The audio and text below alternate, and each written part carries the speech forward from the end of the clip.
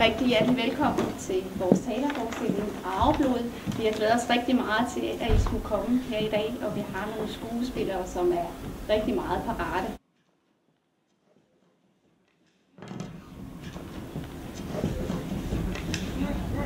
Hej Peter. Hej Marie. Hvad skal vi lave i dag? Det ved jeg ikke. Hej Mia. Hej Rikke. Hvad er det, du har med? Noget til drage. Jeg synes, det ville være flottere, hvis vi lavede lidt videre på det. Jeg synes, det er sejt med drager.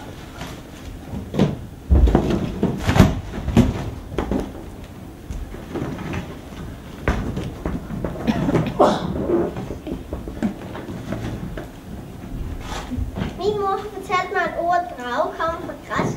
Det betyder på græsk siger man en drakon. Det betyder både en stor drage og en slange. Så måske er en drage bare en meget stor og tyk slange. Jeg kan tilbage til de historierne om de uhyggelige og ildsprudende monster, der spiller ilden og gift. Det synes, at dragen skal betyde drage, og ikke slange. Slanger er kedelige. Ja, lad os kalde vores drage på dragen. Det lyder sejt.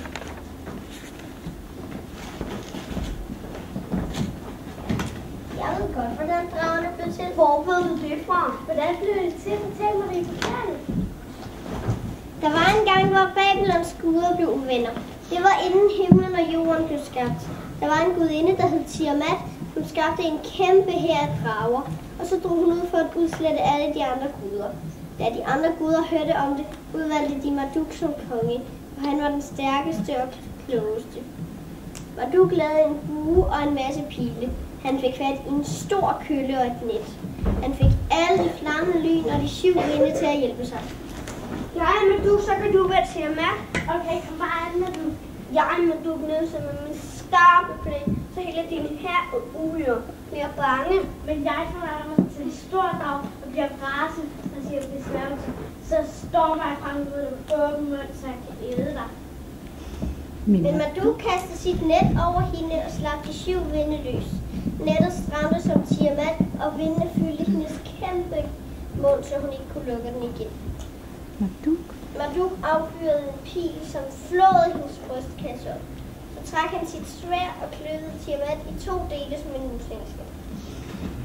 Den ene halvdel. Den ene halvdel løftede han op, og det blev til himlen, og den anden blev til jorden. Marduk var den første dragedræber i hele verden. Lægbørnene og leger I godt? Ja, vi leger med du er den største dragedræber. Vi har bygget dragseng. Og den er fin. Ved I godt, at i gamle dage, der drager kom farne gennem luften i lyster til at kniste om det omkring dem? Det sagde man i hvert fald. Er det bare løgn? Der findes jo mange historier om drager. Der findes jo mange forskellige drager. Mange drager samlede skatte, som de vogtede. Andre drager dykkede ned i havet og plyndrede sømle skibe og hentede kostbarhed op. Men drager havde jo ingen arme, så derfor var de nødt til at sluge skatte. Så da de kom op til deres skjulested, spyttede de hele herligheden ud. Det var smart. Synes du ikke, Peter? Dragerne var farlige væsener, og det var svært at få fat i deres skatte. Det var ikke nok at være stærk og modig. Hvad kunne man så gøre? Man skulle have hjælp af kloge mænd og koner. De kunne give gode råd, så man kunne bekæmpe drager og få fat i skatte. Og det var meget smart, for dengang vidste alle jo, hvem der var kloge mænd og koner. Nogle var som en slags læger. Vil I høre en historie om en mand, der fik hjælp af en klog kone? Yeah! Godt. Det handler om dragens skat på en gård nær Torby, på en ung bonde med navn Sø. Han havde lagt mærke til, at det var begyndt at lyse ved en stinding på hans kæmpe marker om aftenen.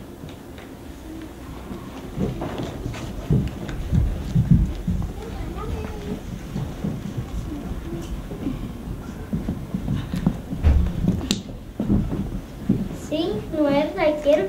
Det er der noget underligt noget. Nu skal konen og børnene altså komme og se. Unger, skynd dig, kom og se.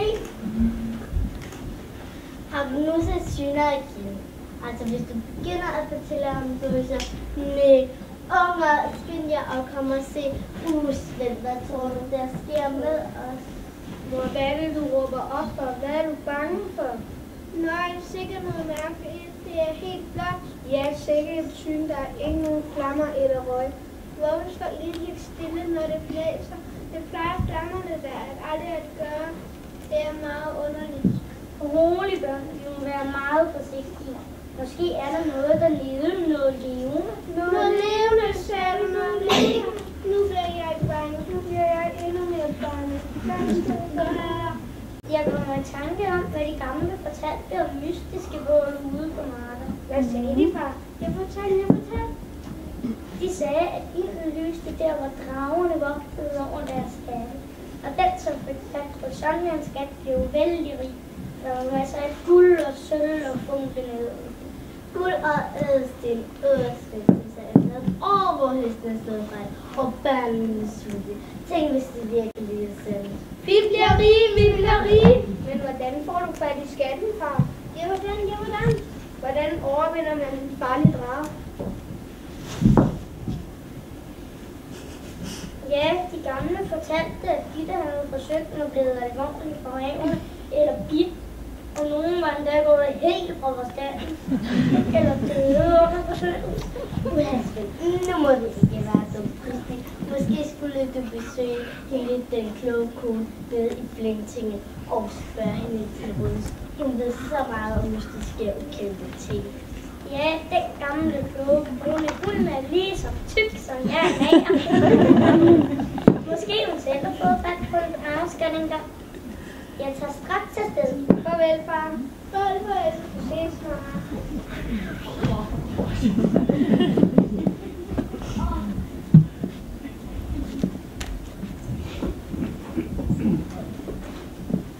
Farvel. Hvorfor dog farvel? Det er jo da ikke snart mere. Nå jo, der er jo noget med, at i trolddommens verden er det meste ufagvendt. Så det må være derfor, hun råber farvel i stedet for farvel. Hvad kan jeg hjælpe dig med? Det skal jeg sige dig. Jeg tror, du får en drage på min vare. Og jeg vil vældig gerne have fat i noget af den skat, den du lugter. Det er veldig svært og faktisk uhyggeligt er det også. Er det ikke det bedste at tage en bøsse og skyde? Nå, så det tror jeg. Nu skal du høre min soldat, der er for sygte.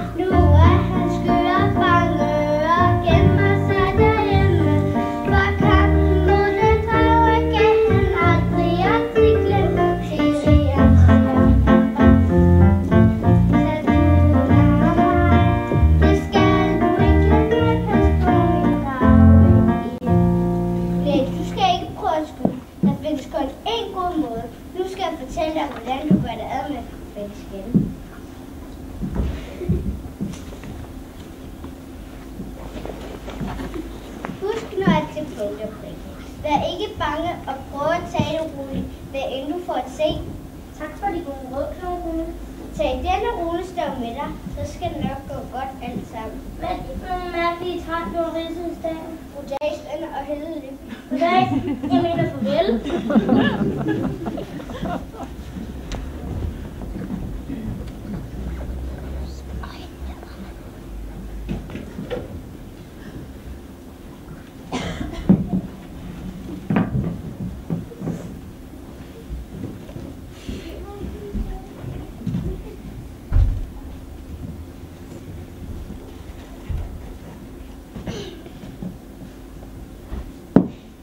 du husket runestaven?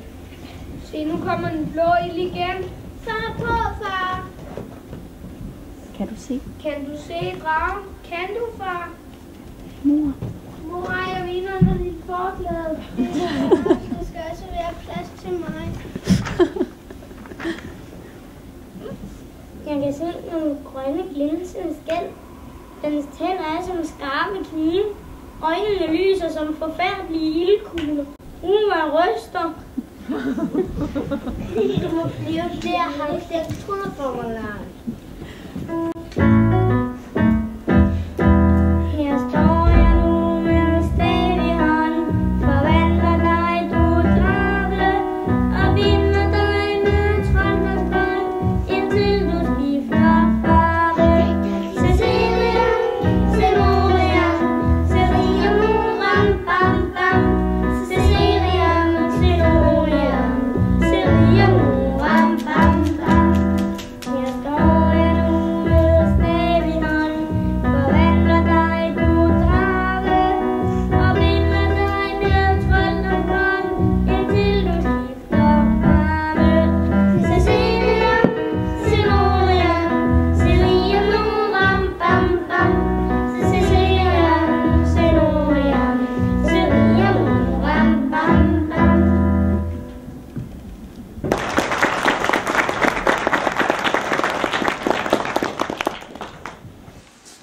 Kan du se noget? Kan du se guldet? Agnes er skrumpet ind. Ravne er helt forvandlet. Det store gæld er blevet til et lille næb. De hårde skal er skiftet ud med bløde fjer. Dragen er blevet til en lille sød høne. Kan du se guldet?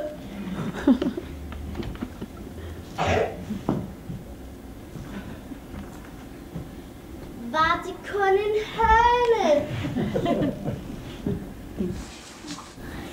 En klog kone sagde, at vi skulle samle alt det op, der lå under hønen. En bunke blade. Vil du være så dum og slæbe en sæk blade med hjem? Jeg gør, som den kloge kone råder mig til. Kom, børn. Nu har vi vist fået drømmeomskursen nok for i dag. Fordi du løftede mig så net og satte mig ned så let, vil du glædes for denne skat, som du bærer hjem i nat.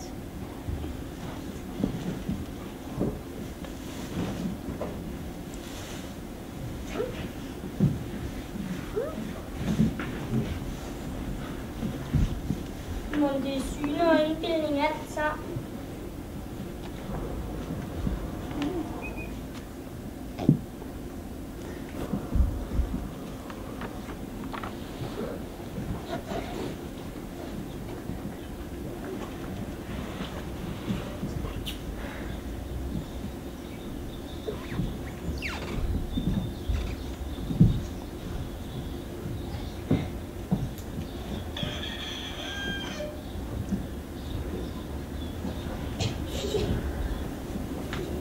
Guld, ædelsten, blade, visne blade, svæt dit dumme kone. Hvem kunne tro, at lykken skulle tilsmile dig?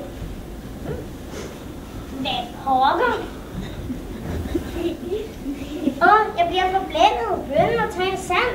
I nat med sløv med bladet er blevet til det pureste guld. Guld, hvad det der, der sagde guldsvend. Værsgo, lille mor. Det er til dig.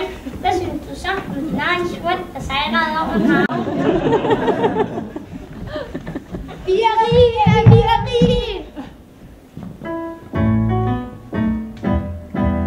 Vores varme stavøren, han tøjlede så brage, for alle med trolddomsbånd, den fælde lille drage. Cecilia, Cenoria, Ceria, Moram, Bam, Bam. Cecilia, Cenoria,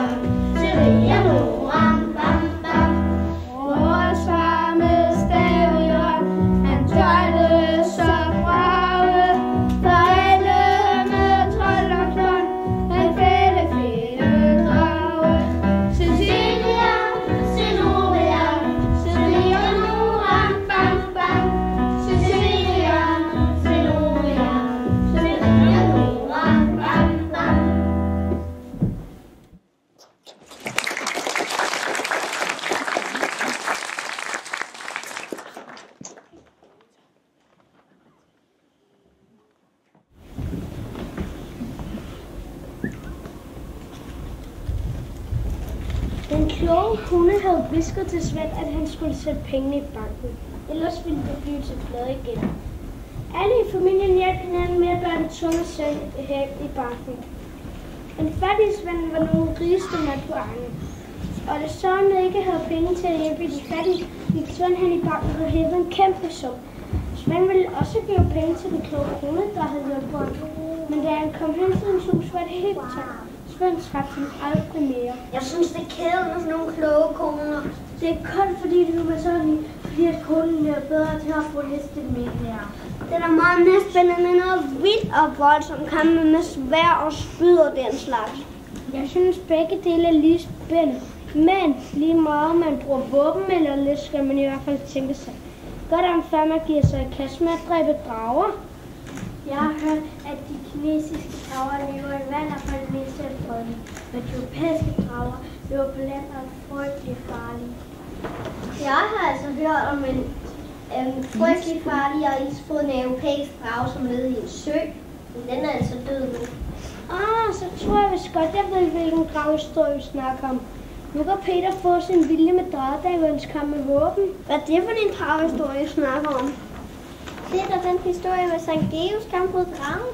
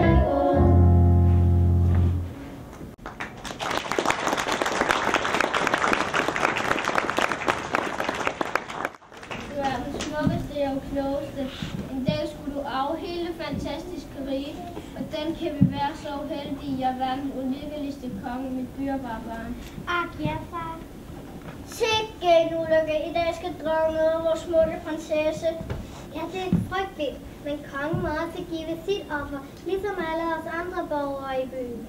Jeg har mistet alt til de modbydelige uhyr, min kone og mine børn og alle mine husdyr. Ja, det er triste tider. Ja, dragen har snart udslettet os alle. Jeg drømmer kun om mit mirakel. Kunne vi bare få en dragdræber til byen, så det uhyr kunne komme tilbage til helvede, hvor det kommer fra. Ja, det er hørt.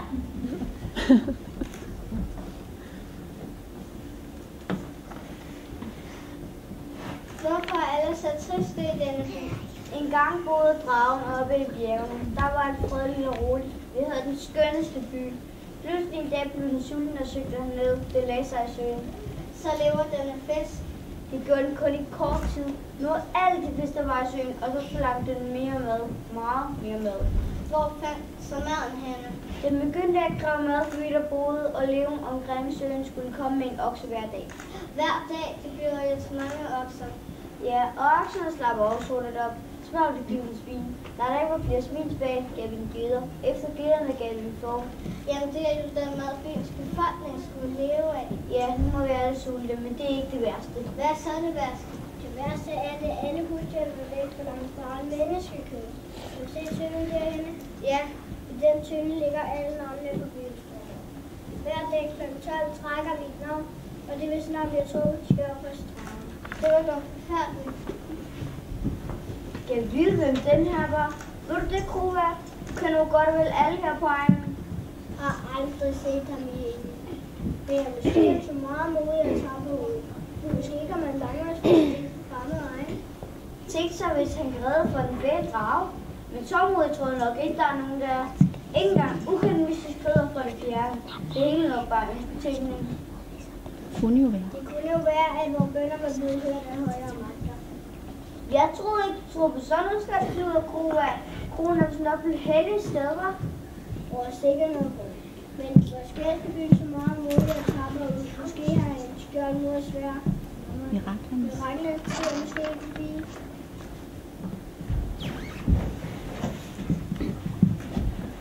Skål dog, min datter.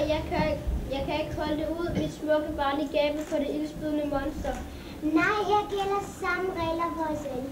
Vi alle har mistet det, der var os alle kære. Ja, det har vi. Ja, det har vi.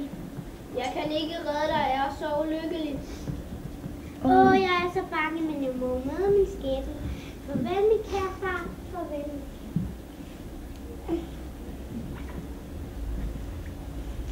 Stop, jeg må redde prinsessen. I Guds navn.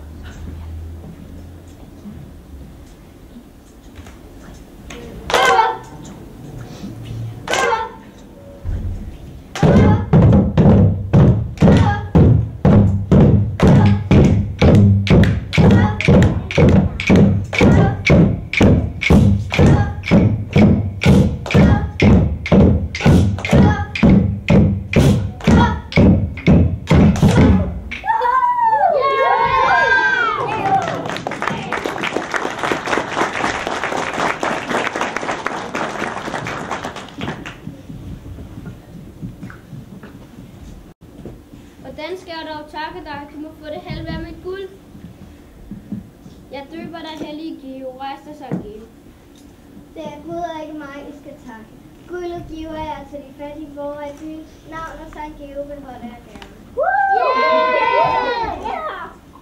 Nu drager jeg videre ud i verden for at kæmpe mod det onde i Guds navn.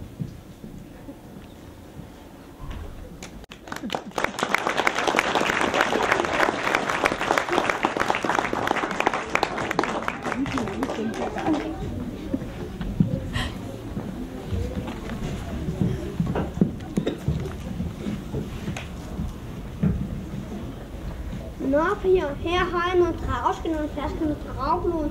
Et skæld til dig, et skæld til dig og et skæld til mig. Hvad skal vi med det? Det skal vi da spise. Det tør jeg altså ikke. Er du en pivskid? Rikke tør dig godt. Du mod, er du ikke?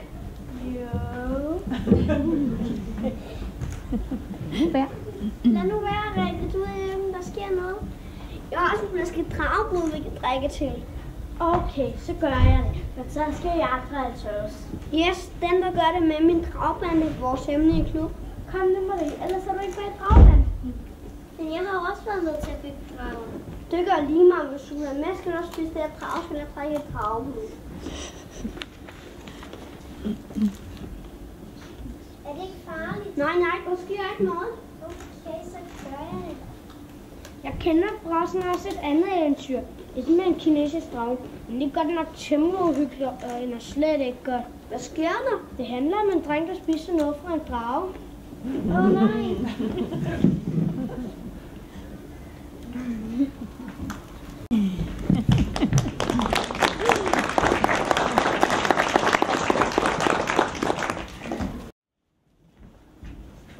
Mor, jeg er så sulten. Vi har slet ikke mere mad.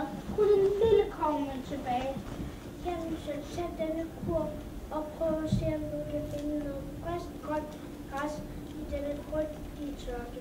Ja, mor.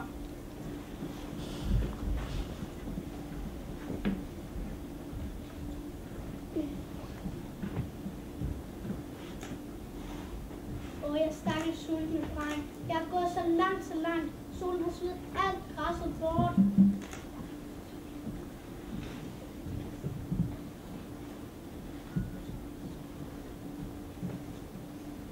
Flere timer har jeg gået. Bare for at finde denne smule græs. Nu skynder jeg mig afsted for at sælge det.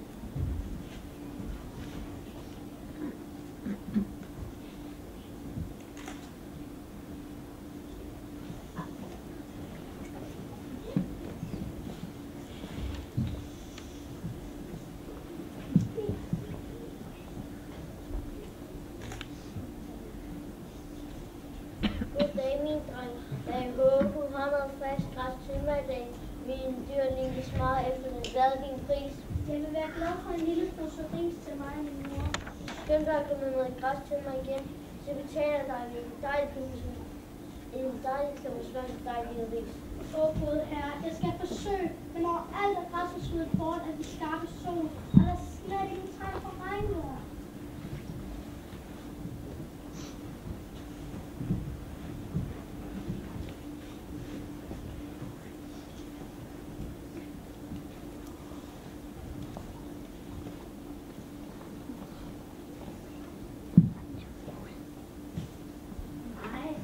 Se dog her, der er allerede vokset nyt græs op. Det må være magi. Jeg tager en klump med det her magiske jord med hjem og planter det i min mors have. Så skal jeg ikke gå så langt efter det. En rigtig perle. Den må være meget værdifuld. Den giver jeg til mor. Mor, kom og se. Jeg fandt denne perle under en top grøn græs, og jeg har også lidt ris. Min kære dreng. Vores lykke er gjort. Denne perle er mange penge værd. Jeg prøver at lægge den på bunden af risgrunden. Der er kun en lille krog. Nu går jeg ud. ud og planter græsset. Mor, hvad skal vi gøre? Det magiske græs er allerede visset, ligesom alt det andet græs i landet. Skidt med det. Skidt med det. Skidt med det, min søn. Nu henter jeg perlen. Den kan vi købe masser af mad for. Nej, du store kineser. Denne perle har store magiske kræfter. Den har fået kroppen til at blive helt fyldt med ris. Jeg prøver at lægge den i vores vingegruppe. Her er kun én lille korn tilbage. Mor, kroppen er fyldt med mønter. Vi er rige. Ja, min søn, vi er rige. Det vil sige, det endelig ikke til nogen. Ellers bliver vi bare misundelige, og vi prøver at stjæle vores følgeplanter. Nu skynder jeg mig afsted til markedet for at købe ind. Kom og væk. Smukke tørklæder, friske frugter, ost, brød og kød. Kom og væk.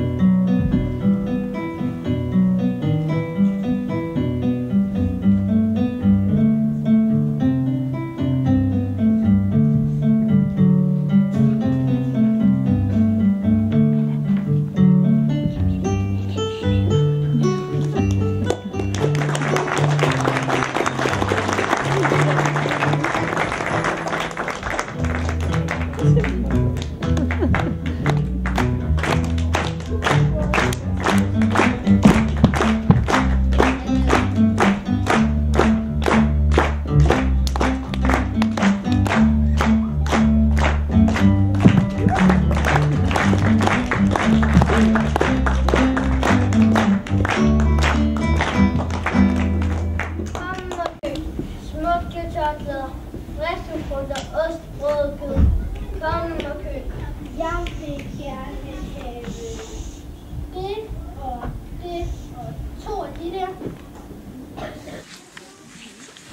Her er penge. Du behøver ikke give mig tilbage. Jeg kommer igen i morgen og køber meget mere. Nå, gør du det?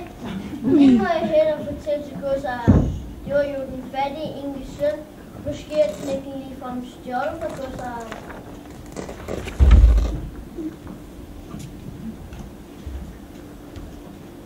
Jeg må hurtigt finde ud af det.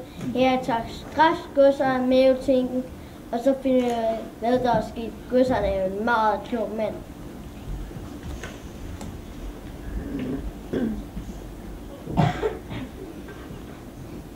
Den fattige engesøn er stjålet fra os. Hvad er det, du siger? Har nogen stjålet fra mig? Jeg bor rigspenge. Da jeg handler med en fattig på markedet, det er jo meget med ting.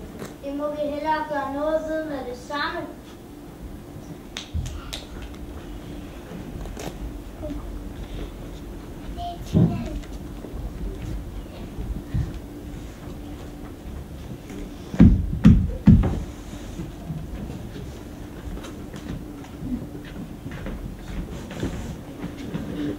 Jeg hører, at din søn har stjålet riser penge fra mig. Tilstå straks. Giv mig mine riser penge tilbage. Til gengæld lover jeg at spare drengens liv, men han skal selvfølgelig arbejde gratis for mig i de næste 10 år. Hvad det her? Det er en frygtelig misforståelse. En dreng kunne aldrig finde på at gøre noget så slemt for nogen. Så vil vi hellere bygges ud noget og ja. Vi har på ingen måde gjort nogen uretterværdige godsejer. Jeg fandt denne perle under en tørt grøn græs. Den giver os, hvad vi ønsker os. Se her, vi fik en helt krukket ris og en helt krukket penge ved hjælp af perlen. Den perle er fundet på min jord. Giv mig den straks. Nej, jeg fandt den langt fra landsbyen, hvor ingen ejer jorden. Bonde, grib drengen, jeg dømmer ham til døde, hvis han ikke straks afleverer perlen. Op med den mund. Hører du spyt så den perle ud? Hjælp! Og jeg kom til at sluge perlen. Og det er som om, der er ild i min hals og min mave. Hjælp mig! Jeg må have vand, masser af vand.